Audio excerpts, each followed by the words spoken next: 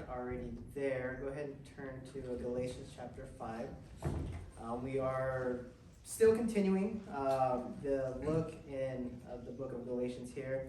I didn't realize it, but I was kind of running through my previous sermons and manuscripts, and we've kind of been running through this for a year, but we are wrapping this up slowly here now, and I hope and I pray that as we've been journeying through this letter that Paul has written here to the Galatians, that we've been able to glean and learn something that Paul has written here for us, specifically in the manner of our salvation and our faith and how it affects one another. Before we dive directly into the text, why don't we go ahead and pray before we begin. God, we thank you for this Sunday morning, Lord, for bringing us here to church, to worship you, to hear your word spoken, and to fellowship with one another. We thank you for bringing us here safely despite the cold weather and the snow. We pray that as we take a look into your word here, that it would pierce our hearts, that it would allow us to see who you are, to see who we are under your light, Lord. So we pray all these things in your Son Jesus' name. Amen. So there's a burger place on 120th and kind of off I-25 that I enjoy going to. It's called Bad Daddy's Burgers. They've got your usual, your cheeseburger, your sort of outlaw barbecue burger there, but they've got an option there where you can select and make your own burger. And so one Sunday, me and some friends decided to go there because we were hungry after church. And so we went there, and rather than decide to choose off their normal menu, I said, well, I haven't made my own before, so I'll just go ahead and do that. I ran through the list of all their many options of what they had, and my friends decided that they'll just kind of go with what's on the menu, just kind of a classic meat patty, lettuce, tomato, bacon, ketchup, mayonnaise, your normal atypical burger.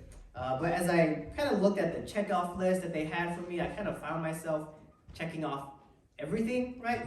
The options were so much that I found myself picking 3 types of bacon. I had too much sauce. I had like 2 types of cheese. I had an extra patty. And by the time the burger actually came out, underneath it was a burger, but what really came out was just a monstrosity. So, I got my food, my friends got their food. I tried to eat what I ordered, but really what came out was just kind of a lot of nothing and too much of everything, right? And secretly, deep down inside, as I looked at my friends eating their burgers, I was like, well, I probably should have just got what they got, right? Because what I'm eating now is too much. I added on too much rather than just try to simplify. And sometimes adding things actually takes away, right? And so where we find ourselves in Galatians here is Paul is saying the exact same thing about Jesus and our salvation. There's no need for anything to be added on. There's no addition that has to be made in regards to our salvation, right? As we all know, as we've heard, as I've been saying, right? Christ is enough for us to be saved. Never Christ plus something, right? There's no need to go around searching or trying to read or trying to listen to something else that might cause us to think that. And as we dive into today's verses, we'll see how if we begin to add things, we end up removing Christ, and how we have to have Christ as the focal point. And at the end of it, we'll see how Christ and the cross and the road to salvation is actually quite offensive. And drawing us back to where we are here in the book of Galatians, right? At the beginning of chapter 5, previously at the end of chapter 4, we just finished up with Paul's allegory about Sarah and Hagar, right? And so we've been moving, and Paul has been reminding us that it's faith alone that we're saved. We've been justified by Christ's death on the cross. And so at the end of chapter 4, he says, let me show you an example. Let me lay this out in a way that you can help understand with the uses of Sarah and Hagar, right? So Sarah was free, and so we are free as she is, and Hagar was a slave to the law, so we're not slaves to the law in the Old Testament as she was. And so he spent the last few chapters of his letter here rehashing the importance of faith and why we've moved away from trying to earn our salvation, right? By trying to do enough to earn the love of God. And so if we dive directly into the text, we'll be starting in chapter 2. And actually a precursor before diving into the text, We just heard verse 1 spoken. I think it's a kind of a good reminder, so let me read it here on its own. Chapter 5, verse 1. It was for freedom that Christ set us free. Therefore, keep standing firm and do not be subject again to a yoke of slavery, right? This acts as the transition, the point in between the end of chapter 4 and the beginning of chapter 5 here, to remind us Christ has freed you, right? So remember your freedom. So don't go back to your slavery. And so we're going to be able to see our freedom that we have. And then Paul is later going to tell us, well, if you slip up, this is what it has been, and this is what you might end up doing. So let's read on further into verse 2 here, and we'll read verses 2, 3, and 4. It says, "Behold, I, Paul, say to you that if you receive circumcision, Christ will be of no benefit to you. And I testify again to every man who receives circumcision that he is under obligation to keep the whole law. You have been severed from Christ, you who are seeking to be justified by the law. You have fallen from grace." So this is our first point here, freedom's choice. And at the beginning, it seems like Paul is making a bold and irrational statement, right, about how Christ is of no benefit, right? Because if we know what Christ has benefit us, right, but we have to see and understand who Paul is addressing first, right? He says, "I, Paul, say to you that if you receive circumcision," right? So he's addressing those who have been or are going to or want to receive circumcision, right? Now, that group of people, that audience that he's speaking to, is rather specific, right? But Paul means this kind of both literally but also figuratively, right? So he is addressing those who want to be circumcised, but he also means it in the larger, broader sense as well. Not just those who are circumcised, not just those who want to be circumcised, but those who kind of are living under the law, right? Because we have to remember what it means to be circumcised, right? And what the purpose of it was. If we remember back in the Old Testament, right, the purpose of circumcision was so that the Israelites and the Jews were able to separate themselves from the rest of the people that were in the land, right? And so they could say that, hey, we are God's people, we are going to live for God, and God has set us apart for him and his will specifically, right? And so it was a way that they could signify, no, we are God's people, we will not do what the rest of the people in the world are doing. But here, the Jews, and what we know as the Judaizers, right, have taken it 2 steps too far. Rather than circumcision to just be, an act or a symbol of who they are, they began to see it as a deed that saves them, right? So it's not just I'm circumcised so that it shows that I'm God's. For them it was, I'm circumcised, that makes me one of God's children, right? And so this term, and to address the audience that Paul is trying to address, is not just the circumcised, but it is those who are believing and thinking that they themselves can earn God's love, that they can save themselves, right? Circumcision, and we'll see that word occur a lot here, is equal to those who believe that they can work for their salvation, right? So when Paul says that, I say to you those who want to be circumcised, we can add on to there as well. I say to you those who believe that you can work for your salvation, right? When we add on to the end of it, Christ will be of no benefit to you. So he's not just saying it to everyone, but he's saying specifically, hey, if you think that you can save yourself and that you can work hard enough and that you can earn God's love, well, if you believe that, then Christ means nothing to you. What he's done is of no benefit to you. His death, his life, his resurrection, it's pointless and meaningless.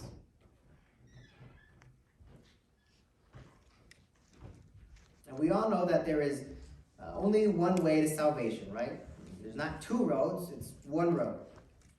And as of right now, it seems that the way that the Galatian church has been swayed is to go and follow the road that is under the law, right? And under works. The whisperings and the poison that the Judaizers have crept into the church with, saying, hey, do your part, right? Be circumcised so that you can be saved, has really been planted into their minds and their hearts. And essentially, to accept that idea, to accept that you are under the law, to accept that, hey, I've got to do something to save myself, is also denying the work and denying Christ himself. The benefit of Christ is that you and I don't have to do anything, right? And so if we begin to do something, that means we begin to remove Christ from the picture completely. To receive circumcision, to do works to be saved, is to rely on yourself, right? You can't do both. You don't rely on both yourself and Christ. It's one or the other. It is impossible at this point to be both circumcised and also rely on Christ for your salvation. Paul exclaims that if that is the route you are choosing, and if you are choosing to believe that you can work for your salvation, that you must be circumcised, then you must live by the rest of the entirety of the law, right? Because as we understand in the Old Testament, circumcision was one part of the whole entire Old Testament law, right? Not just the Ten Commandments, not just the Levitical law, but the entire thing of it. It was like part 1A. And then you had the rest of it that you had to follow. So Paul is saying, okay, if you believe you can save yourself, then Christ is of no benefit to you. And also, you must commit yourself to it fully. So you can't just pick and choose, well, I can do these ones well, so I'll do these. And I don't like doing those ones, so I'll just avoid those ones. Paul says you better commit yourself to everything, right? You step forward, then you keep going forward. You don't just kind of, I didn't like where I was going. I'm gonna pause, right? Paul says, nope, you've committed yourself. You said you're going to do those things, so you do everything. There's no diverting or leaving the path that you've chosen, right? You're obligated to abide by the law. There's no picking and choosing. To live by part of the law as a means of attaining righteousness demands living by all of it, right? And the key is to remember it is an obligation and it is also demanding of you, right? You yourself have put the law and the requirements and the standard of God above you, and so you yourself must fulfill the entirety of it. There's no picking and choosing what you want or think you can accomplish. You have to do every single one. You believe you can save yourself. Christ is of no benefit to you. You have to follow the entirety of the law. And then at the end of it, right, by choosing this path of self-reliance, you are then severed, cut off, and alienated from Christ. And this comes full circle to the beginning of what Paul said, right, where in verse 2 it says that Christ is of no benefit to you, and so you are then severed off. You're cut off like a finger with poison in it. You're cut off and you're severed off completely. To attempt to be saved and justified by the law and works is to also reject the way of faith and grace. Paul here is making the point that law and grace, once again, cannot be mixed together. You cannot live by the law and expect to be saved by grace at the same time. Because grace itself is showing that, hey, you don't have to do anything. It's going to be granted on you. But if you try to live by that, and you try to work for it, then it becomes redundant in what you're believing and what you're trying to do. It's one or the other, not both. They are essentially like oil and water, completely different things. They are two separate things in the manner of salvation. Within these verses, Paul is bringing up the consequences to the Galatians if they were to rely solely on their works, on their own, and on circumcision for salvation. If they heard the words of the Judaizers and began to practice as they've been listening to the Judaizers, then they face the consequences that Paul has listed here. And let me restate them again, and they are listed verse by verse there, right? 1, Christ is of no benefit. 2, you have to completely fulfill the law. And 3, you will be severed from Christ, right? Now, referring all the way back to verse 1, it talks about how it was for freedom that Christ has set us free, right? And so these 3 verses here act as the complete opposite of what we just read at the beginning of verse 1. For Christ, you have been set free for the purpose of freedom. But if you backtrack and begin to slip up and listen to the Judaizers and begin, you can save yourself and you can earn God's love, well then rather than, be free, you just end up subjecting yourself to slavery, right? Because if you're in Christ, you're free and he's benefited of you and for you, but if you work for yourself, then he's of no benefit. And you end up having to do every single thing. And then Christ, who benefits you, who has you under his grace and his love, where you don't have to do anything, you're severed off from him. So there's no purpose of him being there for you. It's like the term is backsliding, right? And to put it in an illustration, it'd be similar to a prisoner who's been in prison for most of his life, and the prison warden comes by and says, "Hey, you're a free man. I'm gonna let you go." Unlocks him, opens the gate, says, "You're free to go." And down at the end of the hallway is another prison that's open, and the prisoner goes, "Oh, I'll just run back in there." And he runs all the way across the hall, puts himself in the cage, and closes it. Now, in our minds, if we heard that story, we say that doesn't make any sense. Because you were free, why would you run to the other end of the hall and lock yourself up again, right? And this is essentially what Paul is saying. For it is Christ's sake that you have been set free for the purpose of freedom. So if you want to run all the way to the end of the hallway and lock yourself up under the law, under slavery once again, that doesn't make any sense, right? And the freedom that you had and have because of Christ is now gone and lost. Now, a reminder to us all, and in addition to it as well, what are we slaves to, right? Well, we know and understand as we've been reading, we're slaves to the law and under the law. Yes, we understand that. But secondly, as well, we are also then slaves to our sin and the fear of our sin, right? It's that idea, or that sort of hanging gray cloud over our heads, wondering, oh, I sinned a lot yesterday. So if I sin again today, that might be my last straw with God, so he might just decide to strike me down thanks to my sins, right?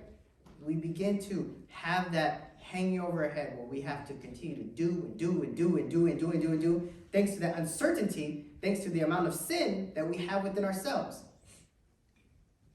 Now, interestingly enough, if we actually flip the three consequences around and put them on the opposite end of the spectrum and look at them, if we did have Christ and if we do have faith, then we begin to see how Christ actually is a full benefit to us, right? Thanks to his life, his work, his resurrection, he benefits us fully. We are not then obligated to do any of the law if we have faith. And then if we have faith, then we are inexplicably linked. So the consequences if we try to live by the law are Christ is of no benefit to us. We have to fulfill every single part of the law, and we are severed from Christ. But on the other end of it, if we have faith, if we trust, and we know that God has done everything for us, then he benefits us entirely because we don't have to do anything. It's by grace we're saved. Then we don't have to fulfill any of the law. We don't have that looming gray cloud over our heads wondering, did I sin too much today or yesterday or possibly even tomorrow? And at the end of it, right, we are then linked with Christ and his work forever. We're a part of him. We're not severed or cut off.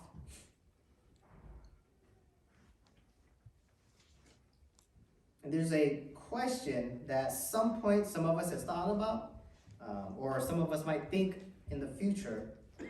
And it's one that many, or actually I should say all of us as Christians, wrestle with at one point or another, right? And the question is, have I done enough? And this is typically not found when we're in our hills in life where everything's great and life is going well, but rather this is in the valleys of life where we begin to ask ourselves, am I saved? Will I go to heaven if I die? And then we begin to sort of add ourselves into the equation, right? It's not asking the question, has Christ done enough for me? It's, have I done enough? Right? We ask ourselves, where do I land on the spectrum of God's grace and God's wrath and justice? Am I like halfway here? Did I sin too much that I moved over here?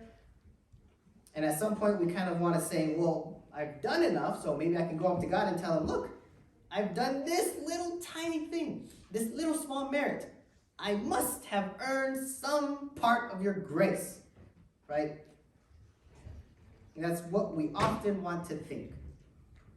So when that question comes into mind, right, what we often end up doing is Christian busy work, right? And I'm sure many of us know the concept of busy work. Back when I used to work in a warehouse, right, we would finish what the important tasks. We'd, put away the pallets of items, and we'd ship out what we need to ship, and we'd put away what we need to put away. And then we're done, and we still have 2 hours before our day is done. And so you end up doing busy work, right? You sweep the aisles, even though they're not even that dirty. You make sure the boxes are aligned perfectly with one another. You file the papers, make sure they're pretty and stacked, and you clean your keyboard, and you kind of roll around your mouse. Does this work actually do anything? No, it's just busy work, right? But we, in our Christian life, when we begin to think, have I done enough? We then begin to do Christian busy work, right? Oh, well, I didn't listen to a sermon today, so maybe I should listen to a sermon so I can be juiced up and remember what I can do, right? Or I didn't read my Bible. I only read 2 verses, so maybe I have to read 3 verses this time. Or I only gave 10% last Sunday, so I've got to give 15% this time. We try to make it up by doing these things, right? And what we're aiming or trying to do is trying to make us feel better, right? At the end of the day, we can say, whoo, I wasn't listening to Christian radio all week, but I listened to that song, and man, it just made me feel so good. And inside I was like, oh yes, whew, I can remember. Yeah, thanks to that song. I've done enough, right? But once again, I preached this previously as well. Feelings come and go, right? We'll listen to that song. For an hour, we'll be like, yes, praise the Lord, that was great. And then our boss will yell at us, and we'll remember, oh, okay, life is terrible, right? Feelings, they come and go. And so what do we rely on? Not our feelings, not our emotions, but we rely on what we know, right? And what do we know? That Jesus has died and risen again. We've been justified by him. And that through our faith, we are granted his righteousness, right? And so we tell ourselves that so that we know, and implant it in our hearts so that we know. So that when the waves of life come crashing in on us, we can stand firm and say, this is hard, and I feel like I must do something, but I know Christ has done enough, right? I know that he is enough for me. And so, to then answer the question, have you or I done enough? No. But we don't have to, because Christ has done it all already. And so we participate and we rejoice in the freedom that is granted through him. Moving on to verses 5 to 9 here, we'll look at the main and the... There in verse 5, we'll read to 9. It says, for we through the Spirit by faith are waiting for the hope of righteousness. For in Christ Jesus, neither circumcision nor uncircumcision means anything, but faith working through love. You were running well. Who hindered you from obeying the truth? This persuasion did not come from him who calls you. A little leaven leavens the whole lump of dough. And so Paul kind of switches and reverses it here from the circumcised to those who are in the spirit of faith, right? Once again, we have one of 2 things. You're either believing that you can be circumcised and work hard enough for your salvation, or you're relying, you trust in your faith that Christ has done enough. And so Paul is now addressing that side. And he's kind of reminding the Galatians, and in that sense also reminding us, of where we are or where we were. In the Galatians sense, it's where they were, right? You were of the Spirit, and you believed and trusted in your faith. This is what you were, and this is what you were following. We see that they were waiting for the hope of righteousness, and this is naturally granted through God's grace, once again exercised through faith. For the circumcised, the hope they have is only within themselves, right? So the hope that they have is with their hands and their feet, that they might do enough. But rather, the hope that those in the faith have is not within themselves, but within God himself, right? That he has done everything. They place their trust within Jesus and his work, and that in return instills them with his righteousness, right?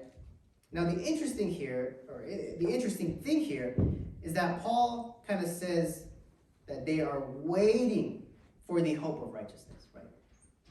That sounds a little bit contradictory, right? Where it's like, well, if we're justified, and then if we have faith by him, or we have faith in him, then it says that we receive righteousness, right? Why would they be waiting for the hope of righteousness?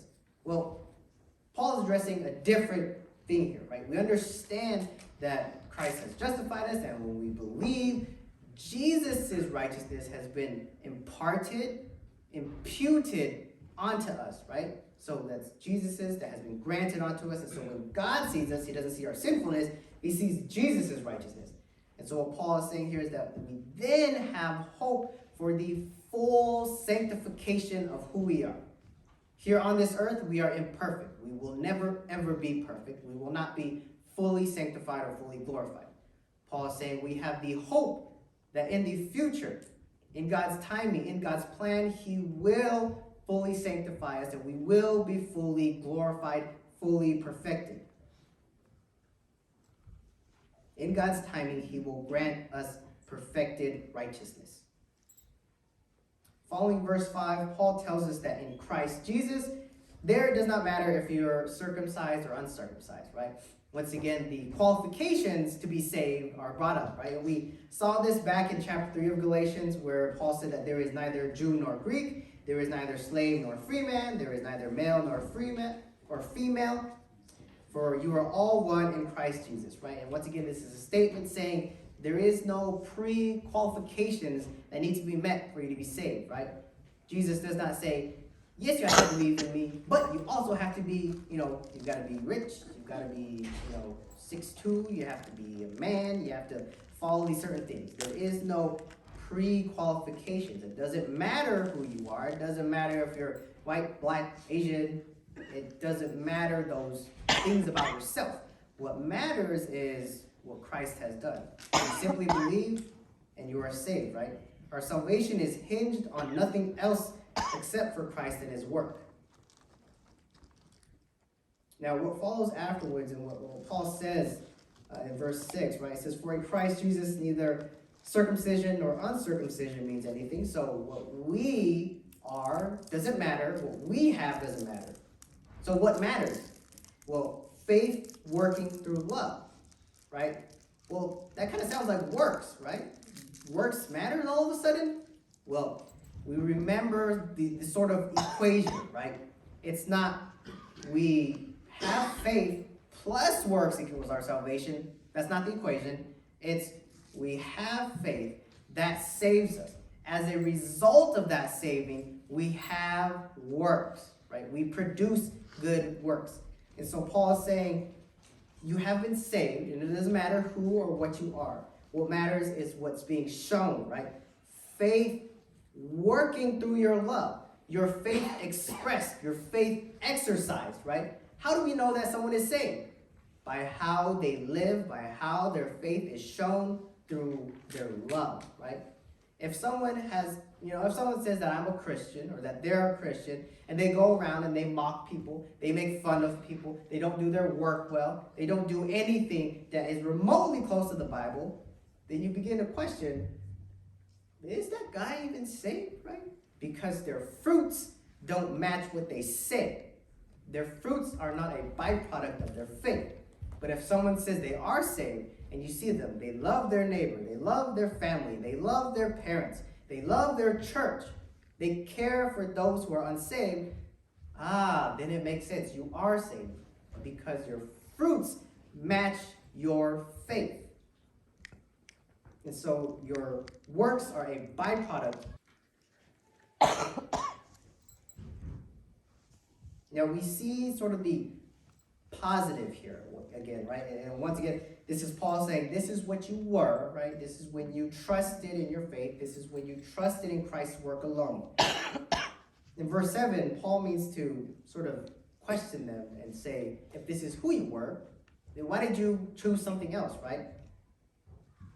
Very straightforward. He says, you were running well in the same manner that I just said, that you were trusting in your faith. So then, who hindered you from obeying the truth, right? And this question that Paul asks isn't trying to identify the culprit, right? Based on what we've been reading here, Paul, the Galatians, and even the culprit themselves, they know who's been whispering, who's been lying, right? Paul isn't trying to identify them, isn't trying to say, I wonder who it is, right? Because as we know, it's the Judaizers. Paul is questioning the authority of them, right? He's saying, who do you think they are? And who do they think they are? That they might come in and say these things and say, this is of God, so you must listen, right? Paul is trying to make the Galatians know and think for themselves to say, question the authority of who these people are, right? What right do they have to say that God says this, right? What authority, what truth do they come from? Because quite frankly and very plainly, what they spoke about, what they whispered, did not come from God, right? This is why verse 8 says, this persuasion did not come from him who calls you, right? What authority do they have to speak these things to you? Because it did not come from God. Because as we all know, what we should be listening to, what we should be reading, what we should be watching, everything that should influence us should come from God himself, right? Specifically here at this time, what the teachers teach, the teachers themselves, if they're from God, we can trust and lean on them. But these teachers, Paul says, they were not from God. So their authority is gone. They have none, for they don't speak the truth, so they have no authority from God. And so verse 9, Paul kind of wraps it up and says, a little leaven's the whole lump of dough, right? These people had no authority. They did not come from God. But what they did do was they dropped a little tiny whisper into your minds, right? But what did that do? It did not corrupt one person. It spread and it corrupted everyone, right? And the example that Paul uses here is leaven. We can kind of replace that with yeast, right? No matter the size of the dough, you drop a little bit of yeast in there, the whole dough will rise, regardless. You can drop a little bit, you can drop a whole bunch. Doesn't matter the place where you put it in the dough. If you put it in, it will rise at the end of the day. So Paul is saying that small little poison, that small little whisper, if you don't double check its authority, you don't double check, hey, does this match up to what I know about Scripture? Does this match up to what has been consistently preached about God and the truth? If you don't try to do that and the little poison drips in, it doesn't just start with you. It doesn't stop with you. It continues moving forward and it spreads out for its own and it begins to influence everyone. Right? One little whisper poisoned the entire church in Galatia here. Paul is drawing the Galatians back to who they were, and he's trying to snap them back into reality and bring their attention to who they are and what they're currently doing. It's almost as if the Galatians were under some mind control from the Judaizers, and Paul is trying to say, hey, wait, let me wake you up and tell you this is who you were, so let's go back to who you were, and this is what you're doing now, so let's avoid doing that completely. The things that Paul writes in verse 5 to 6 seem like they've been completely repeated over and over continuously, right? Where it's okay, we understand it's by faith that we are saved and we're justified by Christ's work. Okay, I get it, right? But the evidence in verse 7, 8, and 9 show that that reminder is never enough and it's never too much, right? Because the Galatians knew and they heard, they were taught by Paul himself, yet they were able to slip. So Paul is saying, let me remind you again so that you don't slip again. And as repetitive as it might sound, as I've been preaching through the book of Galatians, as I'm pretty sure you've heard this countless times, I'm pretty sure you've read this countless times, right? How we are saved. It's never enough. One of my favorite preachers that I enjoy listening to, he says that the main things are the plain things, and the plain things are the main things. Right? It's never repetitive. It's never, okay, I get it, right?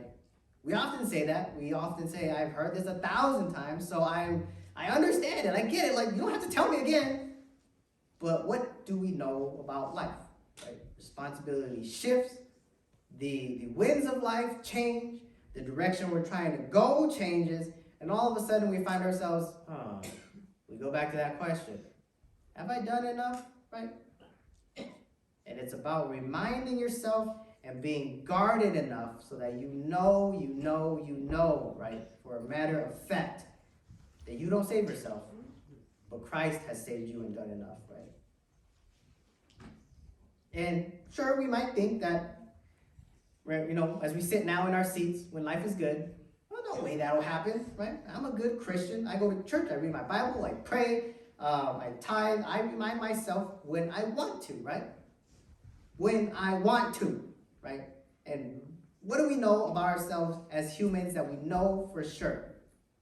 That you and I are like Dory from Finding Nemo.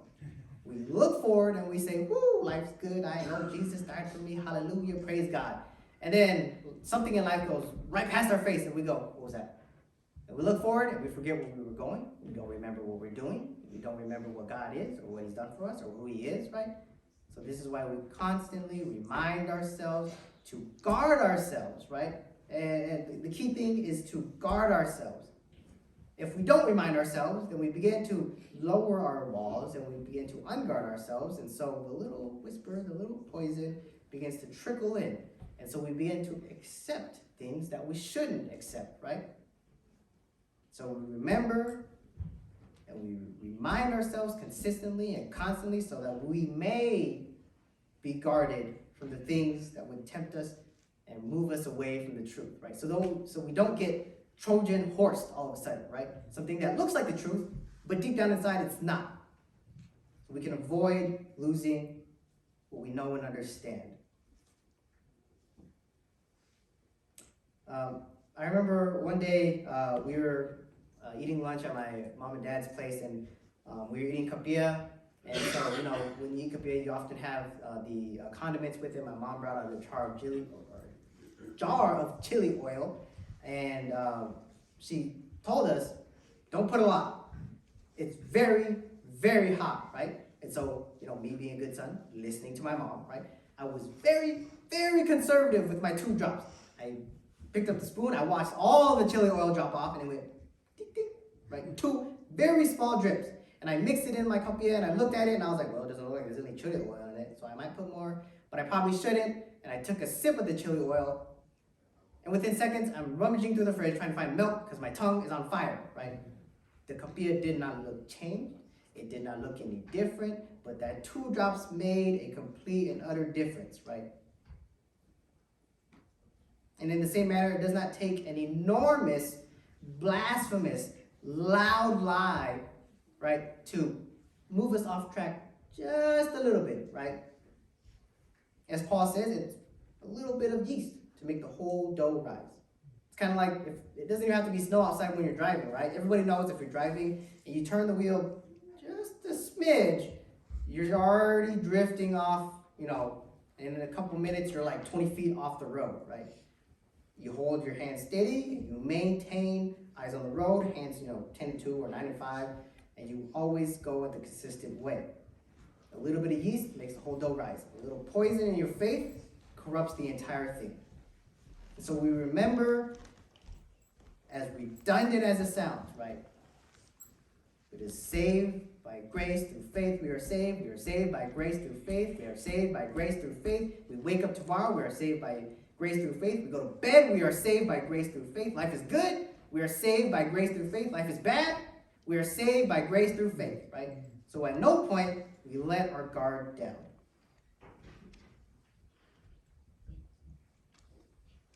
And then moving on to verses 10 to 12 here, in which Paul brings up an interesting point about how the cross and Christ are actually stumbling blocks. Reading from verse 10, I have confidence in you, in the Lord, that you will adopt no other view. But the one who is disturbing you will bear his judgment, whoever he is. But I, brethren, if I still preach circumcision, why am I still persecuted? Then the stumbling block of the cross has been abolished. I wish that those who are troubling you would even mutilate themselves. So despite what Paul has been saying and how it seems that he's exhausted, right, with the Galatians, because it seems, mind you, let me tell you again, let me reinstill into you, let me re-educate you about the importance of faith in Christ. Feels like maybe Paul has, begun to give up. But that's not the case, right? He says that I am confident in you that you will remain in the Lord. But we have to know where his confidence is in, right? He He doesn't say, I am confident in you and what you can do and what you will do in the future after I leave, right? He says, no, I'm confident in you, but more importantly, in the Lord that he will keep you, right? His confidence is in God and not the Galatians themselves, because quite apparently the track record of the Galatians is not too good. Paul knows that the Galatians have been swayed already by the Judaizers, and so they're susceptible to the whisperings of many. But nonetheless, right, Paul trusts in God that he will keep the people that he called close to him. He will call them back. But on the other end of the spectrum, those who choose to whisper and to lie and to lead those that God has astray, God has something in store for them, right? He has judgment that he will bear, that he will grant those who lie. It's not like the Judaizers came into Galatia and began to whisper the lies and just like, well, our job is done and there's nothing that's coming for us, right? Paul says, no, God will have his punishment and his judgment upon you, right? Paul does not exclaim that it's coming from me. Paul does not exclaim that it's coming from the apostles.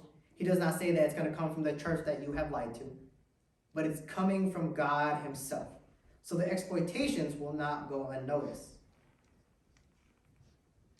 And Paul closes his thoughts here, reminding the Galatians that he's not like the Judaizers, right? So in verse 7, 8, and 9, he talks about how what the Judaizers are preaching and who they are, they're not from God. And so Paul is once again trying to remove himself from the Judaizers to say, I am completely different. What I preach is the truth. What I preach is the gospel. What I preach is not like what they're saying. Do not associate me with them, is what he's saying. One way that the Judaizers have been convincing the people in the churches in Galatia is that they have been saying that Paul teaches what we teach. Right? So they've been putting words in Paul's mouth, and they've been saying, you guys don't believe what we've been saying? Well, guess what? Paul teaches the same thing too. And so the Galatians say, well, if you teach it and Paul teaches it, that must mean that it's right and that it is the truth, right? But Paul is saying, no, I don't teach what they teach. I don't follow what they follow, right? And one piece of evidence there is Paul saying, if I taught what they taught, then they would be rejoicing with me. But I don't teach what they teach, and they persecute me, right? And so he is saying, if I did teach what they teach, why are they persecuting me? Clearly that shows that I am teaching something different. Once again, but I, brethren, if I still preach circumcision, if I preach something similar to the Judaizers, why would they persecute me?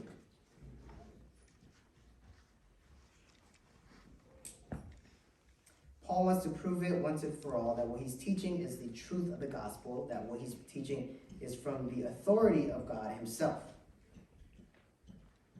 He's saying you either follow the truth as I am preaching, or you sink yourself into the lie the Judaizers have been whispering into your ears. Paul then states that the cross is a stumbling block afterwards. And, typically when we think about it, the word stumbling block is usually a bad thing, right? That sort of descriptor is used with negative connotations. If you say that, hey, you're a stumbling block in my life, well, typically that's not a good thing, right? We have to remember the point of view that Paul is coming from, right? This, the verse or these words, right? Then the stumbling block of the cross has been abolished. That is still a part of verse 11, right? So the point of view is still him trying to speak from the perspective of separating himself from the Judaizers, right? Where they're still bunching him up together with themselves. And so he's saying, so to the Judaizers, Christ is a stumbling block, right?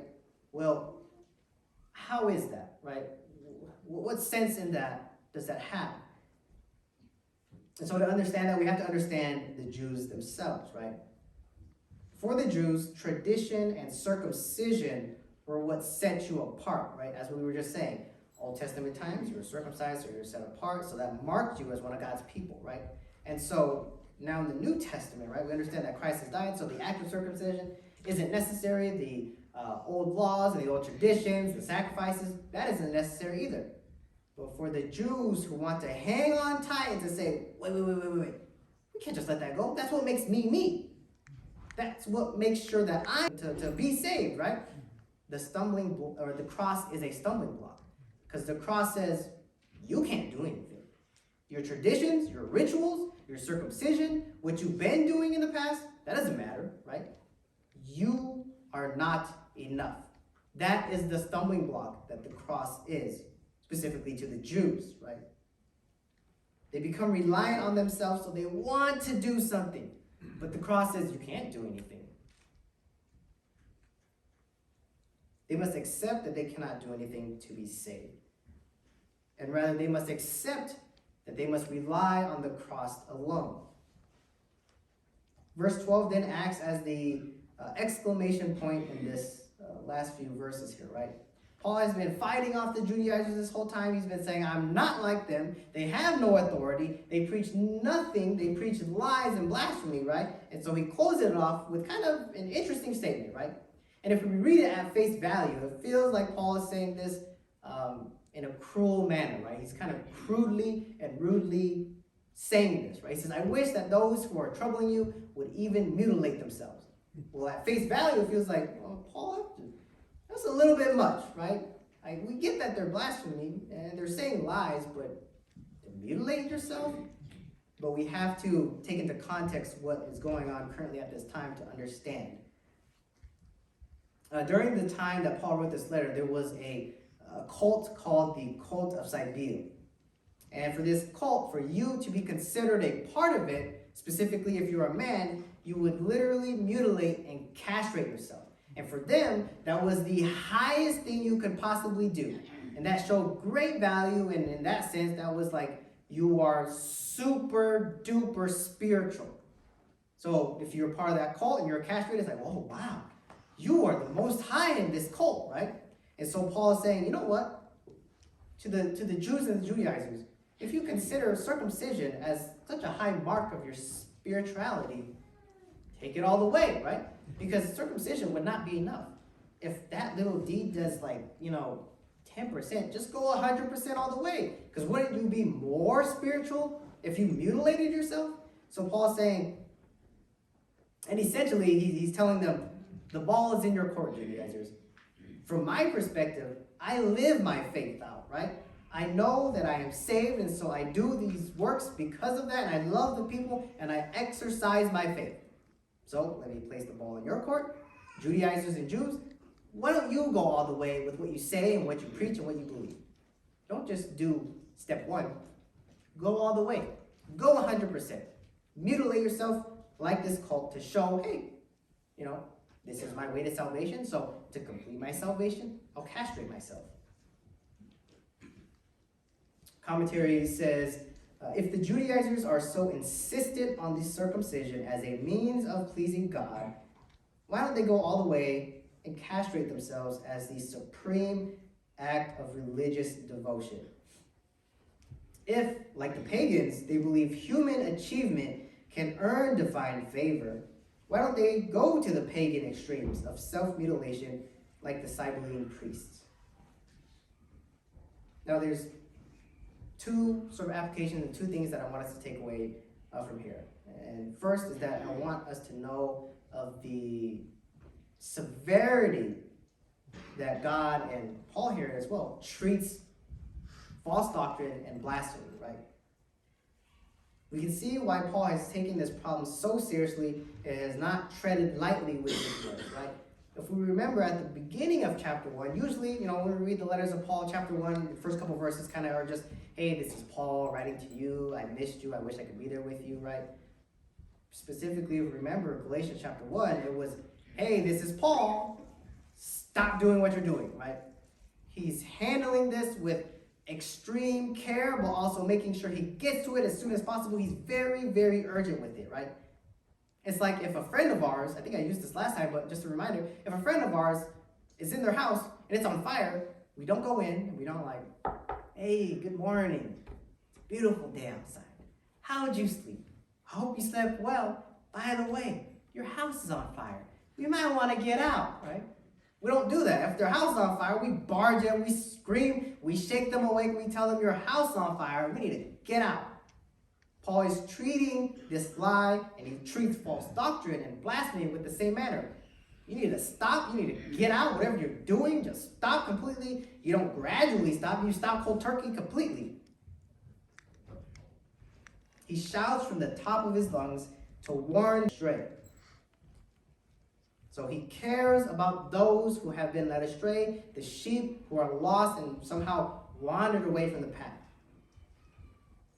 But realize that Paul also has no issue with them as well. He doesn't blame them and say, you have done wrong. Well, at the same time, as we read this, he is using harsh words to bring them back around. He does not blame them in completion. Rather, he blames those who have led them astray, right? If whoever it is, if you want to preach false doctrine, if you want to lie to these people, if you want to blaspheme the name of God, go for it. Do it. But realize the consequences will be your own, and you will be held accountable. Whatever is done by those who lie and deceive God's people, justice will come upon them. And so God deals very seriously with lying and blasphemy and false doctrine. And secondly here, once again, as Paul continues to separate himself from the Judaizers, right, we see the principle that I believe we all know and understand, or at least we should, as I was saying, that the cross is offensive, right? And I said earlier that the cross is offensive to the Jews, but the cross is also offensive to us. Cross and Christ himself is offensive to us. And that's why, if you want to, you go out in the world and you evangelize.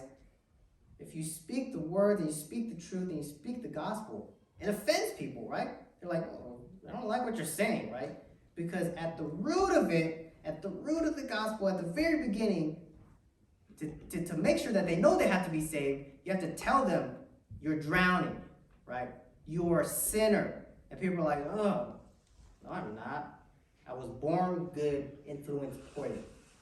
No, the cross is offensive. It says, nope, you were born bad, you are bad, you're going to continue to be bad on this route. Not only is it offensive in that manner, but similarly to the Jews as well, where they think that they can do something, that they have to do something. It is similar to us, right?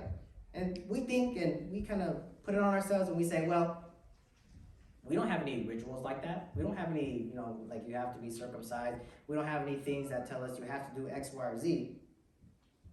But even within ourselves, perhaps sometimes subconsciously, we think that we have to do something, right?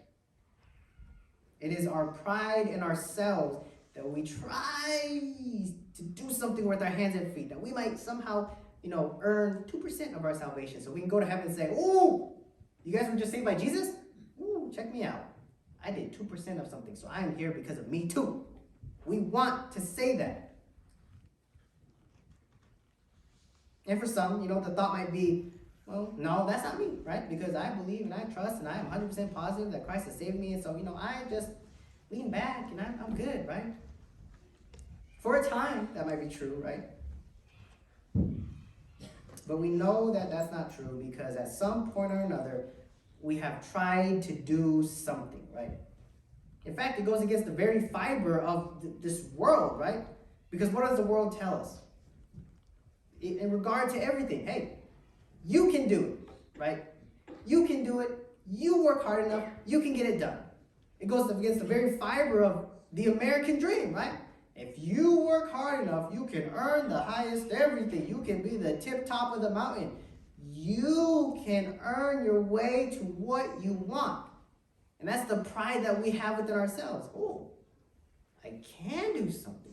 I can work hard enough for what I want, right? Oh, I can totally, add in myself into the gospel story and say, oh, God, Jesus died for me and he died specifically for me because I have done all these things that were great for him and his kingdom, right?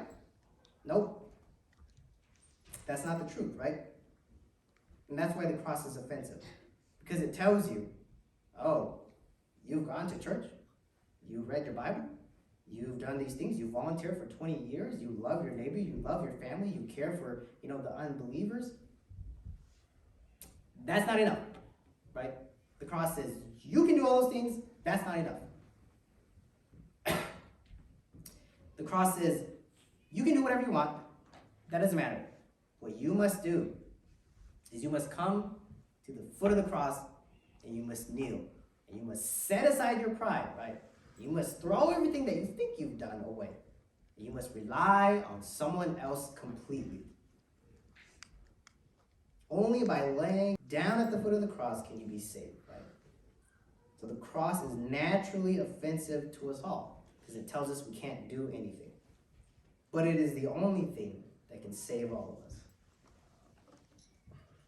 So let me close out with these few words here. Church, remember that we are free in Christ and thanks to Christ, right?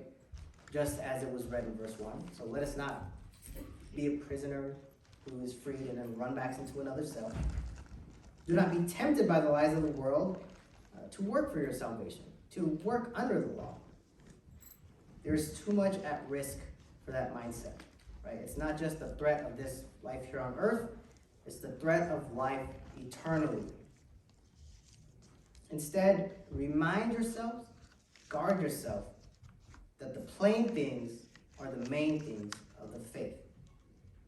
That we are saved by surrendering to the cross and laying down our pride and realizing, I can't do anything, only Christ can and he has. Let's pray together.